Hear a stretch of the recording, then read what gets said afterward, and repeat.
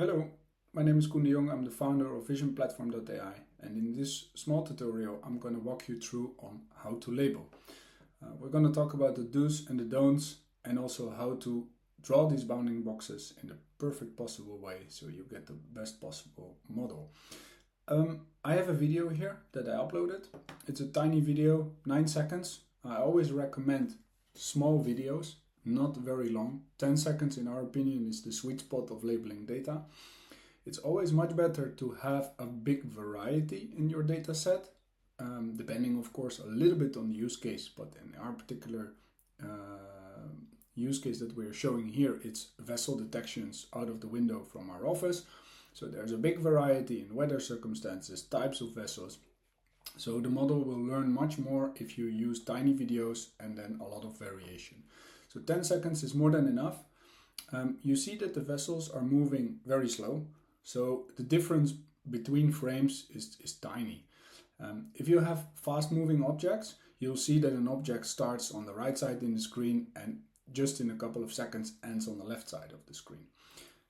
When you press label file, it will detect the original frames per second of this video. And because our ships are moving very closely, we don't need to label at a high frames per second.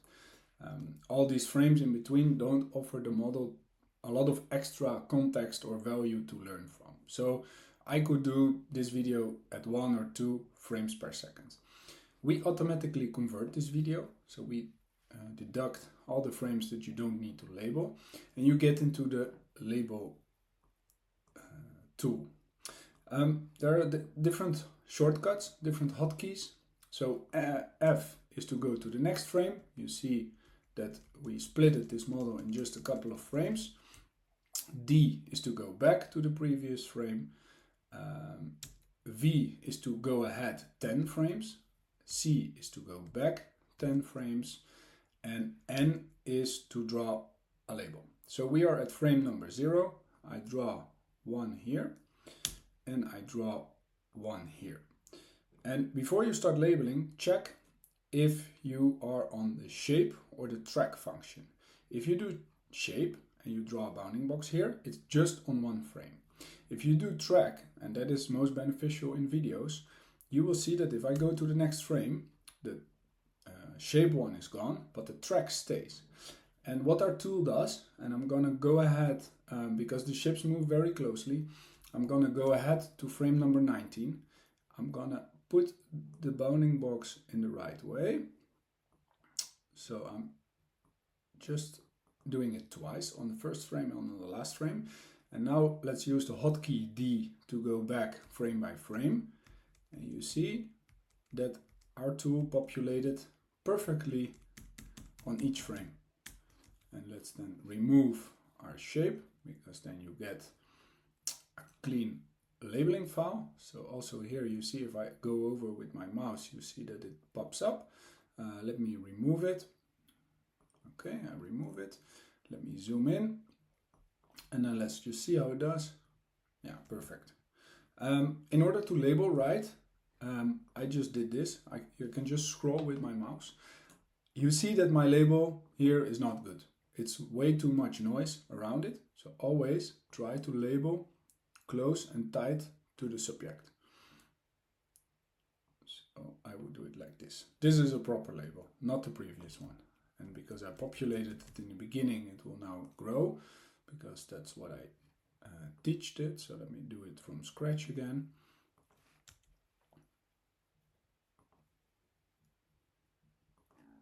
And then let's do that ship as well. Let's also do it tight. Let's make sure the small chimney is there. And then we go again with V. Oh, that's not so good. I was still in the shape modus. I want to have the track modus. It remembers it, which normally is very nice, but now because I was moving, it was gone. So, okay, let's go ahead with V, 20 frames. Let's move it. Let's do the same on this one. And then you see that ship became bigger because the perspective changed. So what I do, I keep the movement on the back side, and then I'll just enlarge the bounding box a little bit, and then I go back with D frame by frame, and you see it perfectly predicted where the label needs to be. Let me zoom out again. And then this is also an interesting concept because we see there is a ship here that's in front of the dock. I didn't label it. And you see that there is a barge that is coming into the screen here. Depending on where you want to detect the ships in your view, you can decide to label this or not. Obviously, if you don't label objects that are a ship within a frame, the algorithm or the model will get confused. Nevertheless, if you label in a certain area, so everything which is close, and ignore the back, or the other way around, the model will eventually learn that, but it will need a bit more data. So for me, I do not want to have vessel detections here. I just want to have them when I see them clearly on the open water. So therefore, I don't label this barge. I might consider labeling it at the end when it comes in the view, but then it would be better to label the whole ship. In case you want to label it, also make sure that you don't label too much of the surroundings. So also here I label it as tight as I can, and then let's move with F. I could have used the other hotkey to go faster, and then let me take the back. You see this is a bit detailed work, so in this respect, yeah, perfect. Okay, we do not support rotated bounding boxes, so object detection always works with square bounding boxes. So in case you have a ship like this, you'll see that it's not always exactly right. You might want to rotate this bounding box, but that's not possible. So it's always square boxes, and it's always the shape of a rectangle. So do not use any other buttons that you might find here for object detection in the future. It's a rectangle that you want to use. If I go to another object, for example, me entering the office here, I have something else. So you see me walking here behind the door. I want the model to also detect me. There are more than enough human features to make me a human, and I detect a parcel like this.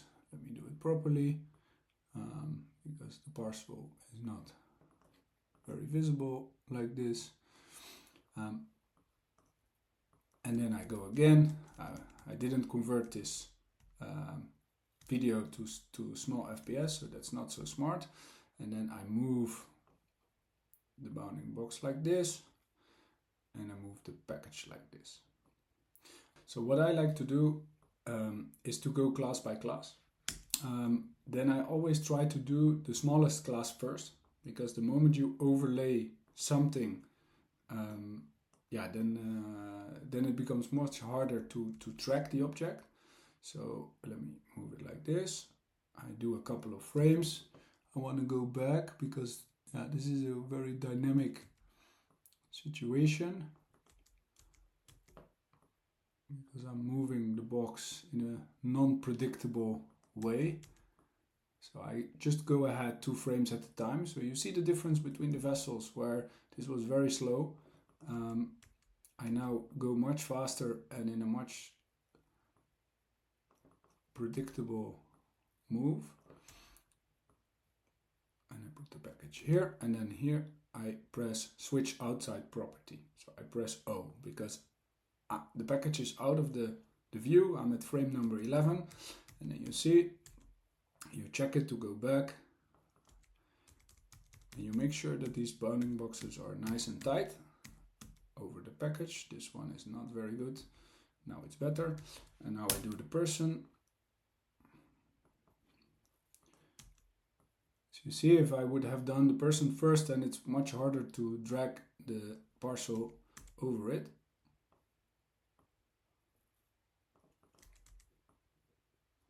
And I constantly use F and D to go back or to go forward by frame. So I really use the hotkeys and the mouse to make me work fast. And this is a nice example.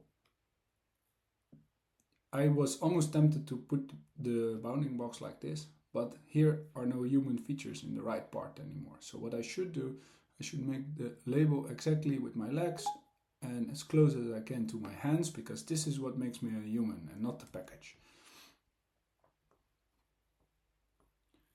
And my feet, and I move it, and on the side you can just drag it away. The software automatically cuts it at the edges, and then here I think I still see enough human features, and then it's gone, and I use the switch outside property again, or hotkey O, whatever you prefer. So let me check it. Okay, so this one was predicted not correctly, so I move it a little bit. Perfect. And this is how you label an object within an object. Thank you very much. If you have any questions, please ask also our chatbot. It's been trained on a lot of questions from other users before. And if you still have issues, please feel free to reach out to your system integrator or directly through us. Thank you so much.